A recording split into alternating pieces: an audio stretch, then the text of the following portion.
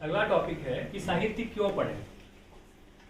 विज्ञान और तकनीक के इस युग में अक्सर ये सवाल उठाया जाता है कि साहित्य की प्रासंगिकता क्या है।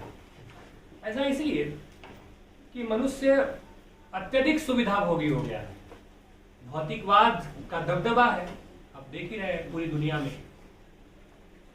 तो विज्ञान पंखा बना देता है, एयर कंडीशन बना देता है, हीटर बना देता है, साहित्य तो कुछ बनाता नहीं है, साहित्य तो पेट भरता नहीं है।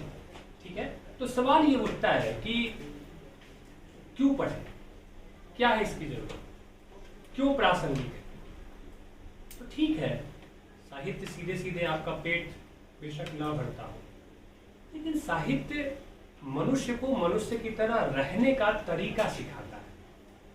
किसी से कैसे बात करें, किसी के साथ कैसा आचरण करें,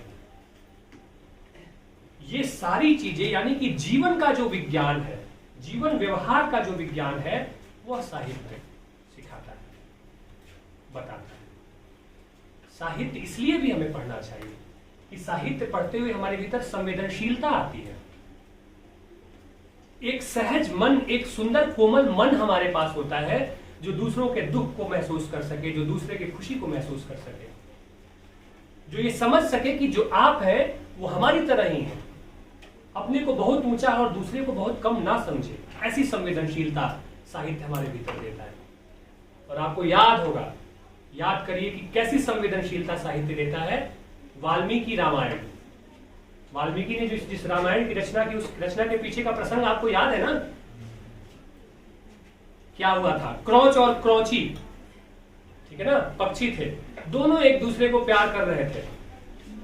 ठीक है, और वाल्मीकि उस दृश्य को देखकर आनंदित हो रहे थे। पक्षी कैसे एक दूसरे को चूमते हैं, एक दूसरे के ऊपर चढ़ जाते हैं, देखते हैं ना आप लोग, खेलते हैं, एक दूसरे के साथ फुदकते हैं, है ना?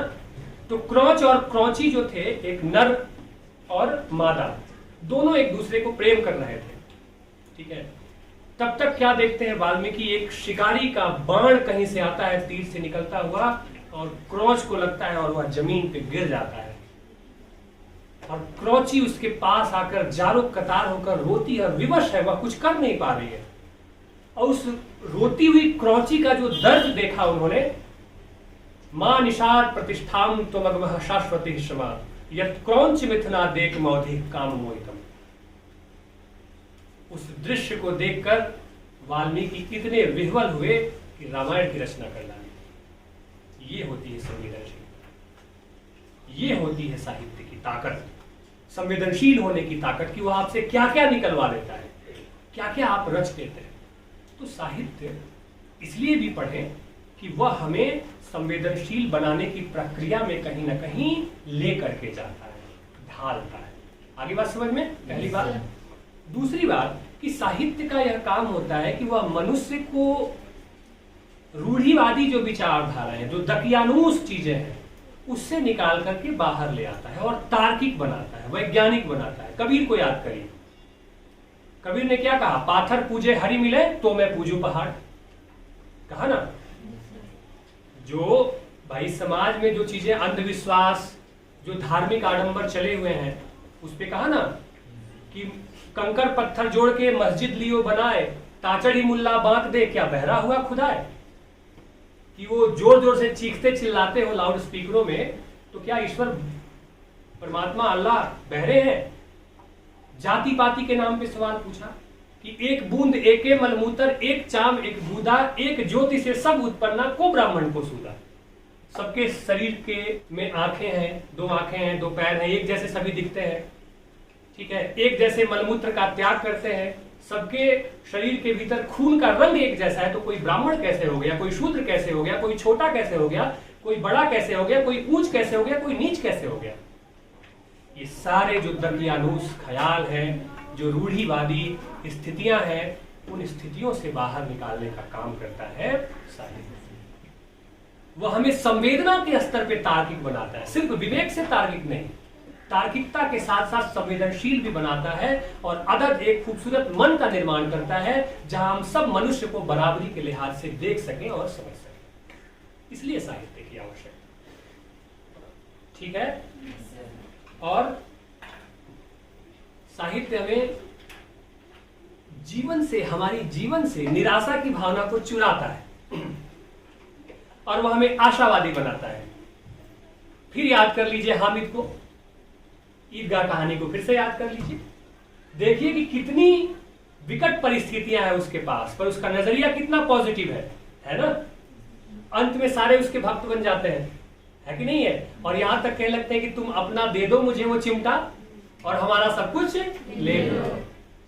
तो ये जो नजरिया है जीवन के प्रति, जो सकारात्मक दृष्टिकोण है। कुटज निबंध आप पढ़ेंगे अगले साल जब आप सेकंड वर्ष में जाएंगे, हजारी प्रसाद द्विवेदी का एक निबंध है। और कुटज एक छोटा सा पौधा है जो पहाड़ों में रहता है, बहुत दुर्गम परिस्थितियों में वो रहता है। और उसके बारे में लिखा कि कठोर पाषाण को भेद कर पाताल की छाती चीर कर अपना भोग्य संग्रह करो। ऐसा लगता है कि लेखक कहना चाह रहा है कि हे मनुष्य, तुम कुटज से सीख सकते हो कि जीना चाहते हो, जीना आसान नहीं है, मुश्किलों भरा सफर है। तो जीना चाहते हो तो क्या करो, कठोर पाषाण को भेद कर पाताल की छाती चीर कर अपना भोग्य संग्रह करो, आकाश को चूम कर अवकाश की लहरी में झूम कर अपना प्राप्य वसूल लो। यानी कि कठिन से कठिन परिस्थितियों में भी तुम परिस्थितियों के आगे घुटने मत टेको। तुम्हारी ताकत, तुम्हारे भीतर की जो ताकत है वह उन परिस्थितियों से ज्यादा मजबूत है। ये आशा का भाव, ये सकारात्मक दृष्टिकोण अगर हमें कुछ पढ़ने से मिलता है तो वह साहित्य है। और साहित्य में सारी चीजें आती हैं, फिल्म, गीत, संगीत, नाटक, सब कुछ।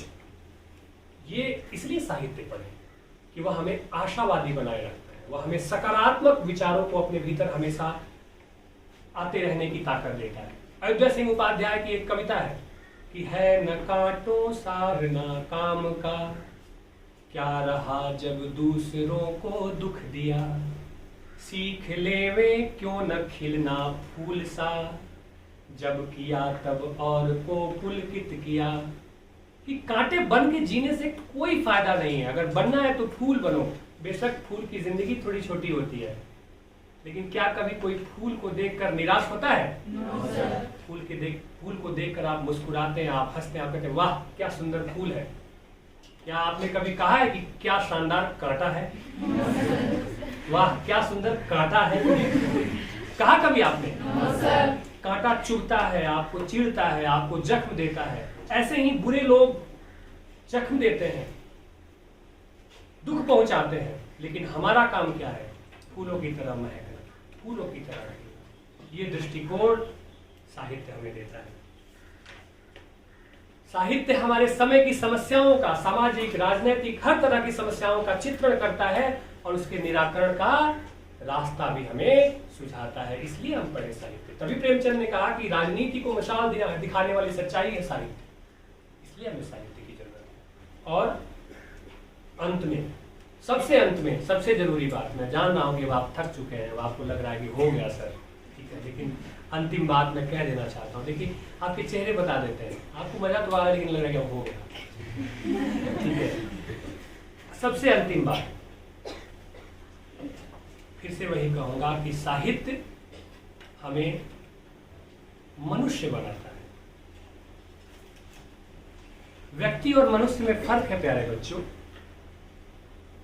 व्यक्ति एक गणना है, एक संख्या है, एक नंबर है, लेकिन जब उसके भीतर मानवीय भावनाएं आ जाती हैं, प्रेम, कल्याण, सद्भावना, तो व्यक्ति से मनुष्य बन जाता है।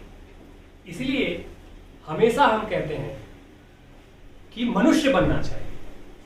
गालिब ने भी कहा, ठीक है, गालिब ने लिखा कि बस की दुश्वार है हर काम का आसान होना, आदमी को भी मयस्सर यही इंसान होना। ठीक है, कि हालांकि कोई भी काम आसान है नहीं इस दुनिया में, सबकी अपनी अपनी दुश्वारियां हैं, लेकिन मनुष्य बनना आसान काम नहीं है, कठिन काम है। और साहित्य हम इसलिए पढ़ें कि साहित्य कठिन काम को सुलझाने का यत्न हमें देता है, युक्ति हमें मिलती है, और वह प्रस्तावित करता है हमारे सामने कि बनो तो हमेशा अच्छे मनुष्य बनो, अच्छे इंसान। इसलिए हम साहित्य पढ़ते हैं। वह हमें विवेक देता है कि चाकू से किसी की जान नहीं लेनी है। चाकू का इस्तेमाल जिस चीज के लिए वो बना है उसी के लिए। साहित्य हमें ये ताकत दे, पंखे से हवा ही खाना है, पंखे में लटक के जिंदगी नहीं गंवानी है, क्योंकि जिंदगी बहुत अनमोल है। और वह विवेक भी साहित्य हमें देता है। साहित्य हमें खुद से प्यार करना सिखाता है, जीवन से प्यार करना सिखाता है। और जो व्यक्ति खुद से प्यार करेगा, जो अपने जीवन से प्यार करेगा, वही दूसरे को प्यार कर सकता है। जीवन की बुनियादी समझ को अगर टटोलना है, जानना है, जिंदगी की तमाम सारी उलझनों के बावजूद भी एक खूबसूरत रोशनी का कोई जरिया अगर खोजना है तो साहित्य पढ़िए, कविताएं पढ़िए, फिल्में देखिए, गीत सुनिए, शायरी सुनिए। कभी आइएगा तो दिखाऊंगा कि मेरे कमरे में शायरी की कितनी सारी किताबें। बहुत मुश्किल होता है किताबों को बहुत ढोते रहना, लेकिन अगर मेरे कमरे में किताब नहीं हो तो मुझे नींद नहीं आती है। बेशक मैं ना पढ़ूं, उन किताबों को देख देख के मुझे तसल्ली मिलती है कि मेरे पास किताब है। खूब किताबें खरीदिए, खूब पढ़िए, खूब अच्छे मनुष्य बनिए, ठीक है।